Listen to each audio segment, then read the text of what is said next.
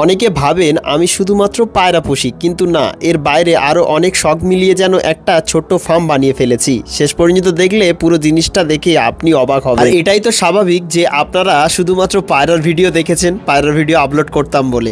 চলুন শুরু করা যাক।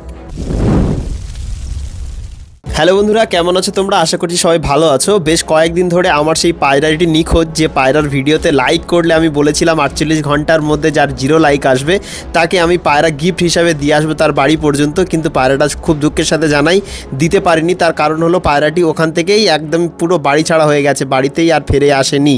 যার কারণে আমি আবারও নতুন করে 5 থেকে 6টা পায়রা ফের নিয়ে এসেছি নতুনভাবে, আপনাদেরকে দিতে হবে যেহেতু। আর আজকে আমি আপনাদেরকে এটুকু শেয়ার করতে চাই যে আমার এই ছোট্ট ফার্মের মধ্যে শুধুমাত্র পায়রা নয়, আরও অনেক কিছুই আমি পুষে রেখেছি। যেমন আমার হাতে যেটি দেখতে পাচ্ছেন এটি হলো সিল্কি মুরগি, এবং সিল্কি আছে, পলিশ ক্যাপ আছে, জাপানিজ ব্যান্টাম আছে, এছাড়া আরও অন্যান্য অনেক মুরগি আমার এই ছোট্ট ফার্মের মধ্যে রেখেছি আমি।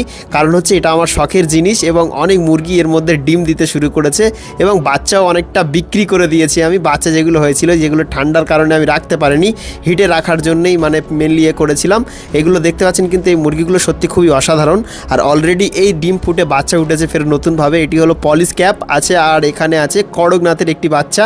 কড়কনাথের ডিম, পলিশ ক্যাপ মুরগি যখন তা দিতে বসে তখন কড়কনাথের কিছু ডিম থাকায় সেই ডিমগুলো নিয়ে আমি এতে দিয়েছিলাম। তার মধ্যে একটি বাচ্চা ফুটেছে, এবং সেই বাচ্চাটি কতটা সুন্দর লাগছে দেখতে পাচ্ছেন। এর মধ্যে একটা আছে পলিশ ক্যাপ আর একটা আছে কড়কনাথ। টোটাল 15 পিস ডিম বসিয়েছিলাম, তার মধ্যে বাচ্চা উঠেছে 5টি বাচ্চার মধ্যে একটি বাচ্চা আপনাদেরকে দেখাবো। এর পায়ে কিন্তু অসংখ্য পরিমাণে লোম আছে, আর এই বাচ্চাগুলি বড় হলে কতটা সুন্দর লাগে সেগুলো আপনাদের সঙ্গে শেয়ার করার চেষ্টা করব।